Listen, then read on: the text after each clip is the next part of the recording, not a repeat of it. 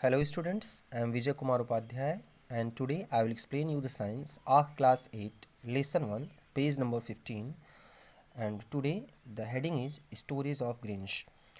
अनाज को हम लोग अपने यहाँ कैसे स्टोर करें. Harvested food grains normally contain more moisture than required for storage. जो हम लोग अनाज फसलों से अलग करते हैं उसमें पानी की मात्रा या नमी की मात्रा ज़्यादा होती है, हम उसे सीधे स्टोर नहीं कर सकते हैं. The excess moisture is removed by drying the food grains in sun. हम लोग धूप में रख करके अनाज को पहले सुखाते हैं जिससे हमारी जो अधिक नमी है वह सूख जाए और हमारी ग्रेन्स सूख जाएं. The grains must be stored properly. अनाज को हमें बहुत ही सावधानीपूर्वक स्टोर करना चाहिए.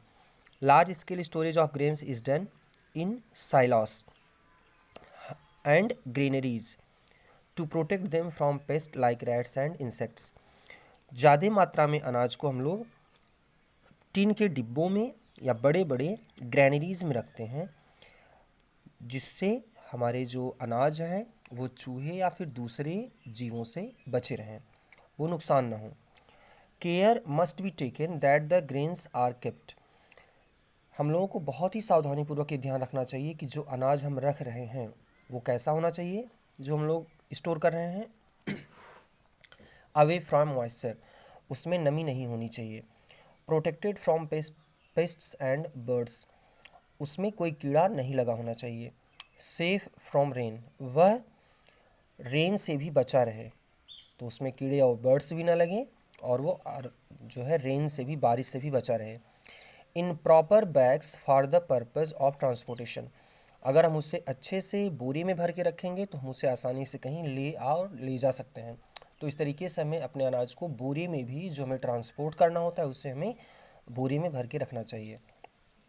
इन्फोबिट, आइस बॉक्स और refrigerator is used at home to store fruits, vegetables, milk products, fish etcetera.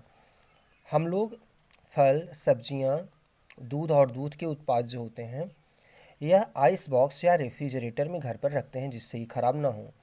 On commercial scale, बड़े पैमाने पर, द पेरिसेबल फूड मटेरियल्स, जो खाद्यान्न हमारे जल्दी ख़राब हो जाते हैं, are stored in either a deep freezer or cold storage. उसे हम लोग डीप फ्रीजर में या कोल्ड स्टोरेज में रख देते हैं बड़े पैमाने पर. आप लोगों ने जानते होंगे कि आलू हम लोग रखने के लिए कोल्ड स्टोर में भेजते हैं. Now next students, Infobit, a modern method of keeping stored grains free of rodents, pests and insecticides is to continuously circulate nitrogen through the granaries.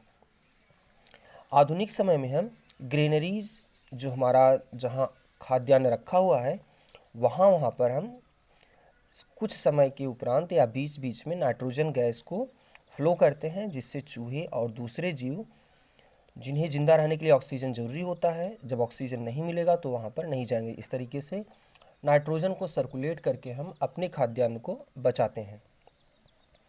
Paste and micro organism will not thrive due to lack of oxygen, क्योंकि जब हम nitrogen circulate करेंगे तो oxygen की कमी होगी और उसमें दूसरे पेस्ट जिंदा नहीं रह पाएंगे. Now heading students, next heading is the food from animals. हमें एनिमल्स से कौन कौन सा भोजन मिलता है. Humans are dependent on animals in innumerable ways. हम मनुष्य लोग दूसरे जानवरों के ऊपर बहुत सारे तरीके से निर्भर करते हैं. Animals are a source of food. Animals से हमें खाना भी मिलता है जैसे मीट, मिल्क और एग्स. क्लॉथिंग, कपड़े मिलते हैं जैसे ऊन, लेदर भी हम दूसरे एनिमल्स से लेते हैं. They help in transportation and also provide company as pets.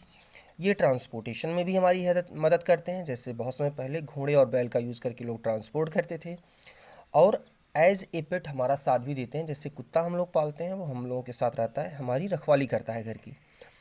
The keeping of animals for specific purpose is called domestication. जानवरों को अपने घर पर पालना किसी विशिष्ट उद्देश्य के लिए, इसको हम डोमेस्टिकेशन बोलते हैं. All domesticated and useful animals constitute live stock.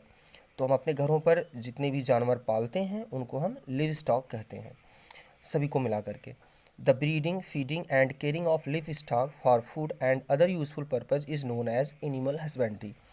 इन जानवरों को हम खाना खिलाते हैं, ब्रीडिंग करते हैं, अगर कोई रोग हो जाता है तो उससे बचाते हैं। तो ये जो सारा कार्य हम लोग करते हैं अपने एनिमल्स के लिए, इसे हम एनिमल हस्बेंड्री कहते हैं। The animals domesticated bye humans can be divided into following categories. जो जानवर हम लोग घर पर पालते हैं उसे हम अलग अलग कैटेगरीज में डिवाइड कर सकते हैं, बांट सकते हैं, based on the product they give us. इस आधार पर कि हमें उनसे क्या लाभ मिलता है, लाभ के आधार पर हम जानवरों को अलग अलग कैटेगरीज में रखते हैं। अब स्टूडेंट्स हम लोग पेज नंबर 16 समझेंगे।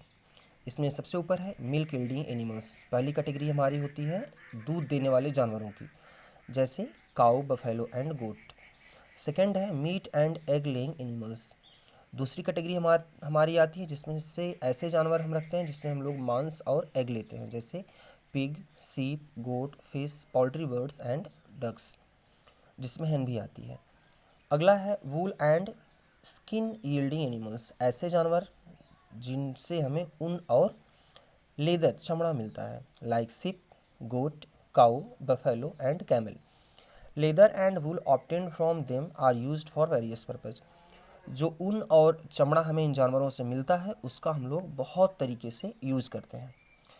उसके नेक्स्ट साइड में, राइट साइड में स्टूडेंट्स है हनी यील्डिंग एनिमल्स। ऐसे जानवर जिससे हमें शहद मिलता है, लाइक बीज, मधुमक्खियाँ।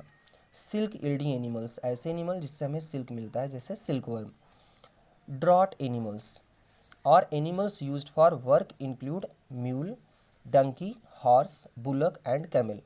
ऐसे जानवर जिससे हम लोग काम लेते हैं, जैसे donkey, mule, horse, bullock and camel.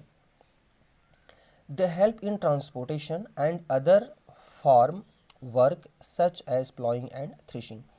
ये हमारी मदद ये जानवर हमारी मदद एक जगह से दूसरी जगह ट्रांसपोर्टेशन में हेल्प करते हैं, सामानों को ले आने ले जाने में, और खेत की जुताई करने में, और हमारी फसलों से अनाज को अलग करने में ये जानवर हमारी मदद करते हैं। स्टूडेंट्स, हमारा फर्स्ट लेसन कंप्लीट हो गया। आप लोग इसका एक्सरसाइज कर लीजिएगा। अगर कोई प्रॉब्लम आए तो व्हाट्सएप पर हमसे पूछ लीजिएगा या फिर हमें फ़ोन कर लीजिएगा। कल से हम नेक्स्ट लेसन 2 एक्सप्लेन करेंगे। Thank you.